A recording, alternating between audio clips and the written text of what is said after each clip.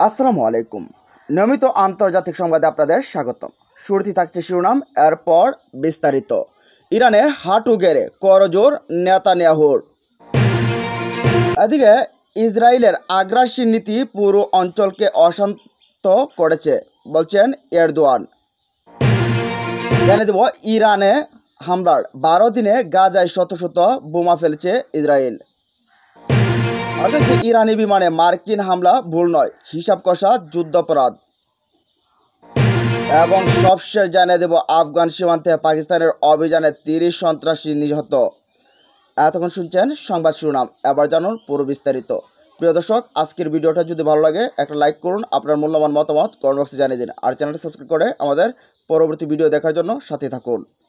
ইরানে হাঁটু গেড়ে করজোড়ে নেতানিয়াহু। ইরানের সিরাজের ব্যস্ত রাস্তায় এক বিশাল বিটবোর্ড, যেখানে লেখা যুগে যুগে সাহসীর গর্ব নত করেছে অহংকারীদের মাথা। ঘোড়ায় বসা প্রাচীন পারস্যের বীর সম্রাট শাপুর প্রথম, তার চোখে বিজয়ের তৃপ্ত আত্মবিশ্বাস। ঠিক তার সামনেই হাঁটু গেড়ে নতজানু হয়ে আধুনিক সময়ের বিতর্কিত নেতা ইসরায়েলের প্রধানমন্ত্রী বেঞ্জামিন নেতানিয়াহু। এবারই শুধু নয়, ইরানিদের কাছে নেতানিয়াহুর অসহায় আত্মসমর্পণ ইসরায়েলের অনন্তকালের পরাজয়। ঘোড়ার কাছে দাঁড়িয়ে থাকতে দেখা গেছে মার্কিন প্রেসিডেন্ট ডোনাল্ড ট্রাম্পকেও। ছবিটি প্রতীকী হলেও ইরানের বিজয়গাথার এ দৃশ্য নতুন নয়, বরং হাজার বছর আগের প্রাচীন ইতিহাসে পুনরাবৃত্তি। ইসরায়েল নামের কোনো ব্রণ অস্তিত্ব ছিল না তখন পৃথিবীর গর্বে। 3য় শতাব্দীর পারস্য সম্রাট শাপুর প্রথম রোমান সম্রাট ভ্যালেরিয়ানকে যুদ্ধে হারিয়ে বন্দী করেন। রোমান সাম্রাজ্যের ঐতিহাসিক আত্মসমর্পণের সেই দৃশ্য তখনই খোদাই করে রাখা হয় ইরানের ফার্স প্রদেশের প্রায় 12 কিলোমিটার উত্তর পশ্চিমের প্রত্নতাত্ত্বিক স্থান নকশ-ই রোস্তম এর পাথরে। বিজয়ের সেই স্মৃতিকে চিরস্থায়ী করতে সম্রাট শাপুর প্রথম নির্দেশে তখন এটি খোদাই করা হয়, যেখানে দেখা যায় সম্রাট শাপুর তার ঘোড়ায় বসে আছেন, আর তার সামনে নতজানু হয়ে ভ্যালেরিয়ান আত্মসমর্পণ করেছেন। আজ সেই গৌরবময় আবার নতুন রূপে ফিরে এসেছে ফার্সের রাজধানী সিরাজের ব্যস্ত সড়কে। টানা 12 দিনের 13 জুন থেকে 24 জুন যুদ্ধ জয়ের পর ইরানের অস্থিমজ্জায় মিশে থাকা পুরাতন সেই অতীতকেই যেন ইসরায়েলের চোখে আঙ্গুল দিয়ে দেখিয়ে দিল ফার্সবাসী। পারস্য সাম্রাজ্যের স্বর্ণালী সেই ইতিহাস আবারও একবার স্মরণ করে দিল ইসরায়েলিদের মনিব রাষ্ট্র যুক্তরাষ্ট্রের প্রেসিডেন্ট ডোনাল্ড ট্রাম্পকেও।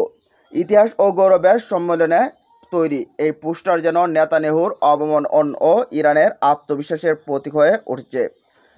259 থেকে 260 খ্রিস্টাব্দে এডেসার যুদ্ধে সম্রাট শাপুর প্রথম রোমান বাহিনীকে ভয়ঙ্করভাবে পরাজিত করেন। যুদ্ধে ভ্যালেরিয়ান আত্মসমর্পণ করেন এবং শাপুর প্রথমের হাতে বন্দী হন। রোমান ইতিহাসে প্রথমবার কোনো সম্রাট শত্রুপক্ষের কাছে জীবিত অবস্থায় বন্দী হন। বিভিন্ন প্রাচীন পারস্য সূত্র অনুযায়ী ভ্যালেরিয়ানকে দাসের মতো ব্যবহার করতেন শাপুর। নিজের ঘোড়ায় ওঠার জন্য ভ্যালেরিয়ানের পিঠকে পদতল হিসেবে ব্যবহার করতেন বলেও প্রচলিত আছে। এদিকে ইসরায়েলের আগ্রাসী নীতি পুরো অঞ্চলকে অশান্ত করেছে। বেনিয়ামিন নেতানিয়াহু সরকারের অধীনে ইসরায়েলের ক্রমবর্ধমান আগ্রাসী নীতিমালা মধ্যপ্রাচ্যের শান্তি ও স্থিতিশীলতার জন্য হুমকি হয়ে দাঁড়িয়েছে বলে মন্তব্য করেছেন তুরস্কের প্রেসিডেন্ট রিসেপ তাইয়েপ এরদোয়ান। শুক্রবার আজারবাইজানের খানকেন্দি শহরে অনুষ্ঠিত ইকোনমিক কোঅপারেশন অর্গানাইজেশন এর 71তম শীর্ষ সম্মেলনে ভাষণ দিতে গিয়ে তিনি একথা বলেন। এরদোয়ান বলেন, আমরা ফিলিস্তিন ইস্যুকে কখনো ত্যাগ করতে পারি না, আর নেতানিয়াহু সরকার যখন আমাদের পুরো অঞ্চলকে রক্তক্ষয়ী সংঘাতে পরিণত করেছে তখন নিশ্চুপও থাকতে পারি না। আফগান প্রসঙ্গে এরদোয়ান বলেন, আমরা বিশ্বাস করি আফগান জনগণের নিরাপত্তা, শান্তি ও উন্নয়নে সহায়তা করা আমাদের দায়িত্ব। ইসিও সম্মেলনে অংশ নেওয়া দেশগুলোর উদ্দেশ্য এরদোয়ান তুর্কি সাইপ্রাসবাসীদের সঙ্গে ক্রীড়া, সংস্কৃতি, অর্থনীতি ও পর্যটন সহ বিভিন্ন ক্ষেত্রে সম্পর্ক জোরদারের আহ্বান জানান। এদিকে ইরান হামলার 12 দিনে গাজায় শত শত বোমা ফেলছে ইসরায়েল। গাজায় ইসরায়েলি বাহিনীর বর্বরতা আরও এক চাঞ্চল্যকর তথ্য উঠে এসেছে। আন্তর্জাতিক গণমাধ্যমের প্রতিবেদনে জানা যায়, গত মাসে ইরানের হামলায় সময় গাজায় শত শত বোমা ফেলেছে ইসরায়েল। ইসরায়েলি বিমান বাহিনীর প্রধান মেজর জেনারেল ট্রমার বার বাহিনীর সব স্কোয়াড্রনে এই উদ্যোগটি সম্প্রসারণ এবং এটিকে একটি প্রোটোকল করার আদেশ দিয়েছিলেন। নির্দেশনা মোতাবেক 13 থেকে 24 জুন 12 দিনে প্রতিদিনই ডজন ডজন যুদ্ধবিমান ইরানে হামলা চালিয়ে ফেরার পথে ব্যবহৃত বোমাগুলো ফেলত গাজা উপত্যকায়। অবরুদ্ধ জনপদে 2 বছর ধরে চলা এ হামলা শিগগিরই বন্ধ হবে বলে জানিয়েছেন মার্কিন প্রেসিডেন্ট ডোনাল্ড ট্রাম্প। 24 ঘন্টার মধ্যেই হামাস ইসরায়েলের 60 দিনের যুদ্ধবিরতি সমঝোতাটি আশার আলো দেখার ইঙ্গিত দিয়েছে তিনি। দখলদার বিমান বাহিনীর সূত্রে বরাত দিয়ে বুধবার টাইমস অব ইসরায়েল জানিয়েছে, ইরানের বিরুদ্ধে অভিযান পরিচালনার জন্য পাঠানো ইসরায়েলি যুদ্ধবিমানগুলো কেবল আকাশ থেকে আকাশে নিক্ষেপযোগ্য ক্ষেপণাস্ত্র দিয়ে সজ্জিত ছিল না, বরং আকাশ থেকে ভূমিতে নিক্ষেপযোগ্য অস্ত্রও ছিল।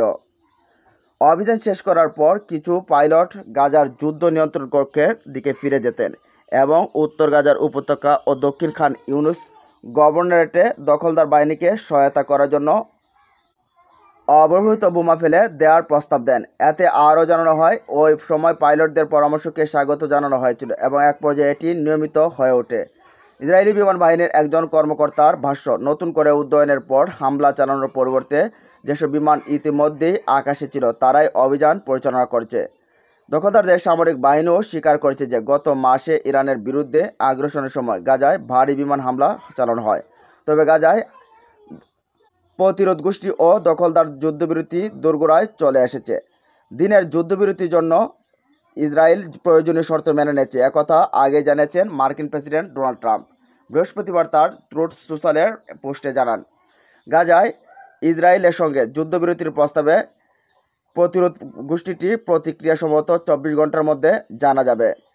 গাজার নিয়ন্ত্রণ নিতে চান কিনা সাংবাদিকদের এমন প্রশ্নের জবাবে মার্কিন প্রেসিডেন্ট বলেন, গাজার উপত্যকার মানুষের জন্য নিরাপত্তা চান তিনি। আমি চাই গাজার মানুষ নিরাপদ থাকুক, তারা জাহান্নামের মধ্যে দিয়ে যাচ্ছে। তবে যুদ্ধবিরতি চুক্তির শেষে সীমান্তে এসেও ইসরায়েলকে বিশ্বাস করতে পারছে না প্রতিরোধ গোষ্ঠীটি। মার্কিন সমর্থিত নতুন যুদ্ধবিরতির প্রস্তাব যুদ্ধের অবসান ঘটাবে এমন নিশ্চয়তা চাইছে প্রতিরোধ গোষ্ঠীটি। এদিকে ইরানি বিমানে মার্কিন হামলা ভুল নয়, হিসাব কষা যুদ্ধাপরাধ।